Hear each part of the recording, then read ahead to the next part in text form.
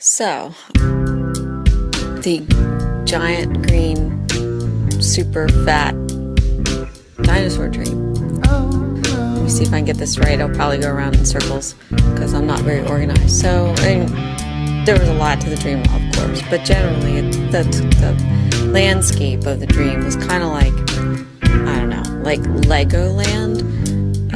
No, seriously, like Legoland with the green, like flat, bumpy, carpet, grass thing that you build buildings on. And there's Lego Town and everything. And the backdrop is a nice, beautiful, sunny day, puffy clouds, nice blue sky. And it was kind of like cartoony, like it was painted on. But anyway, there it is. And let's see. So in this Lego town, there were people, me and family and everything. And I don't remember if you watched Land of the Lost or any of the old shows where they're kind of like putting people, trying to make them look small or extra big in context with something else, like a dinosaur, King Kong or whatever, and they're on a blue screen, and you can kind of tell because they look like they've been cut and pasted into the film. Well, that's like what we were, people. And so I was like this tiny me, like roaming around this Lego town, and actually the Lego town actually had a lot of real things in it. So there were real trees in it occasionally, and dogs, and sniffing fire hydrants and stuff. And anyway, I don't remember all the details, but in this land that we were living in, there were these giant green, looked like really fat Tyrannosaurus Rex things, dinosaurs. And they were almost glowing. They were a sick color green. They had kind of like yellow bellies. I wish I could draw it. And the tiny little arms, of course, useless little arms, that looked vicious until you saw the entire animal that they were attached to.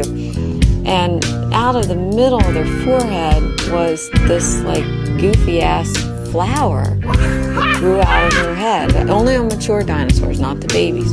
And the flower like would emit this poof, and the poof was like, I don't know, it was some kind of hypnotic drug that if you breathed it in, you just kind of went outside your house and you stood along the street like a nice little popsicle, person popsicle, and Mr. or Mrs. actually they were its because they had no gender. Tyrannosaurus Rex would come along and just eat you, just kind of graze. So anyway, you wanted to avoid sniffing the the flower gas thing. Anyway, so they were genderless and they reproduced autonomically, or whatever the technical term is. I should know, but I forget. And so how like some fish and some amphibians make these just gelatinous, gloppy blobs of eggs, it's kind of gross. Making me nauseous thinking about it. Well, they did this. That's how they reproduce. So, but they carried around these giant clusters of eggs. They carried around in their mouth, and just and the eggs were like bigger than their eyeballs, and like the little baby unborn dinosaur inside the egg was kind of like this grayish, almost dead purple color, and the egg itself was like this glowing green, and the slime that was covering it was like, it looked toxic, but I don't think it was.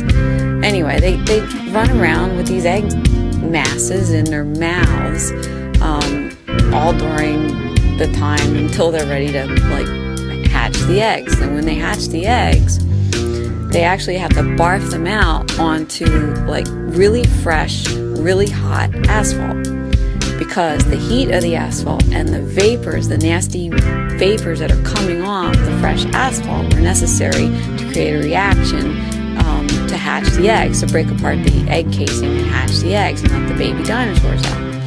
Well, the baby dinosaurs didn't have a flower poof. They aren't born with their own flower poof. They actually are zombies when they're hatched, and so they've got all like the filmy eyes, and they're kind of drooling, and they're stumbling around, and they have to eat people, and they have to eat, that's what they do, like caterpillars eat leaves until they, get in a chrysalis. Well, these things were zombies eating people until they got, enough size on them and grew up enough that they could produce their own flower out the top of their head, and then they stopped being zombies. I don't remember if they crawled into a chrysalis or not, but I don't think so.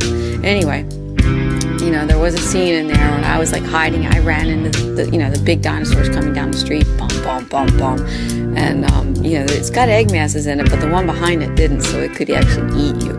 And the flower poof worked whether or not they had egg masses in their mouths or not. They obviously couldn't eat if they had egg masses. They'd eat their own kids, and that wouldn't be very useful for reproducing.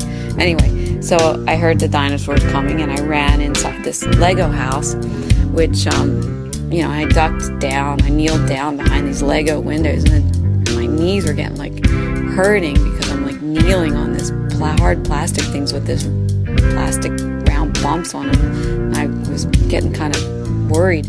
Anyway, the dinosaur's coming along, and I'm peering up to see if it's coming along. You have to be really quiet, or the dinosaur will hear you. And my mom's standing behind me, and she looks at the window, and the window's all smudgy, and she goes, you really need to clean that window. And I kept sitting there thinking, shut up, Mom, the dinosaurs are going to hear us. And then I thought, I think Windex would probably dissolve the window panes. And that's about it.